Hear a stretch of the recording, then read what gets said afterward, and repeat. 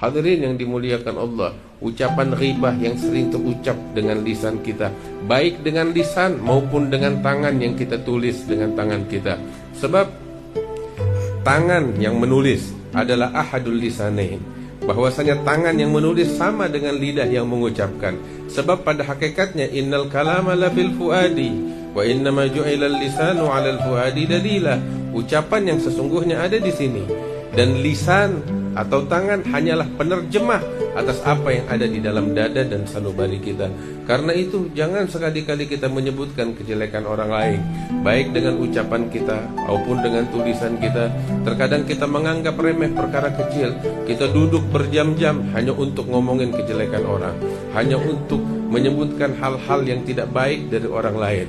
Kita sibuk mengurus dosa orang lain, sedangkan dosa kita nggak pernah pikirkan, nggak pernah kita bicarakan. Hadirin yang dimuliakan Allah, pada hari kiamat kelak kita nggak bakal ditanya oleh Allah tentang dosanya orang, tetapi kita akan dituntut dan dipertanggungjawabkan oleh Allah atas dosa-dosa yang kita lakukan di muka bumi ini. Oleh karena itu, untuk apa kita sibuk berbicara tentang dosa orang lain? Kita nggak bakal ditanya oleh Allah tentang dosanya Fir'aun. Kita nggak bakal ditanya oleh Allah Subhanahu wa Ta'ala tentang dosanya iblis.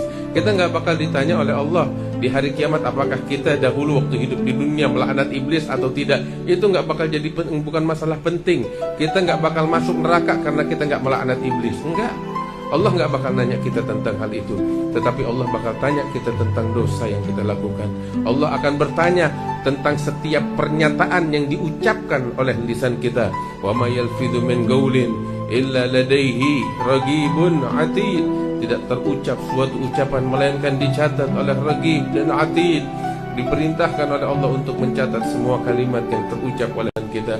Berapa banyak orang yang menganggap remeh penyakit ghibah, dosa ghibah, menceritakan orang lain, padahal dosanya amat besar di mata Allah Subhanahu wa Ta'ala.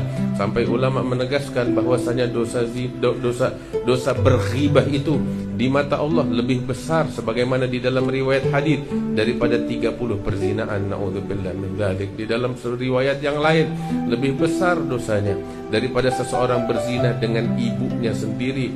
Naudzubillah, merupakan dosa yang amat besar. Karena itu jaga lisan kita, jangan keluar dari lisan kita melainkan kebaikan, jangan keluar dari lisan kita melainkan pujian, melainkan hal-hal yang diridhai oleh Allah Subhanahu wa Ta'ala.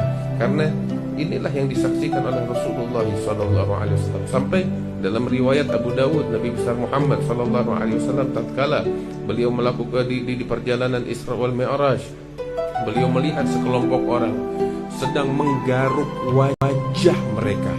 Dengan itu orang-orang tersebut kukunya itu panjang-panjang dari besi. Mereka sedang mencabik-cabik wajah mereka sendiri sampai hancur wajah mereka dan dada mereka. Maka kita dengar cerita sekarang seperti ini, tapi kalau ngelihat dengan mata kepala kita kejadian itu, itu kejadian menakutkan. Kalau ada orang di depan mata kita lagi ngegaruk-garuk kena ulat bulu, kita nggak tega ngelihatnya.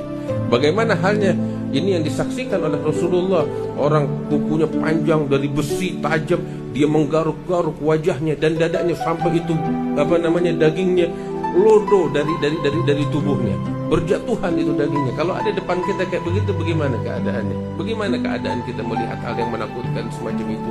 Dan itu disaksikan oleh Rasulullah Sallallahu Alaihi Wasallam. Maka Rasul bertanya, "Mana ada ya Jibril? Apa ini ya Jibril?" Nabi Sallallahu Alaihi Wasallam ketika bertanya itu, Jibril mengatakan, "Qaumun min ummatik," sekelompok orang dari umatmu wahai Rasulullah. Apa yang mereka lakukan? Mereka yaq'un fi a'radin nas. Mereka menodai kehormatan orang lain, membicarakan keburukan orang lain, berghibah tentang orang lain. Itu hukuman dari Allah bakal orang-orang yang melakukan hal semacam itu. Naudzubillah. Karena itu jaga lisan kita, biar kita sibuk dengan Allah Subhanahu wa Ta'ala.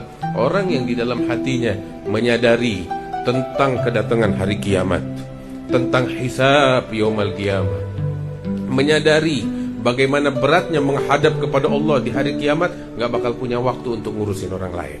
Wallah, gak bakal punya waktu untuk ngurusin orang lain.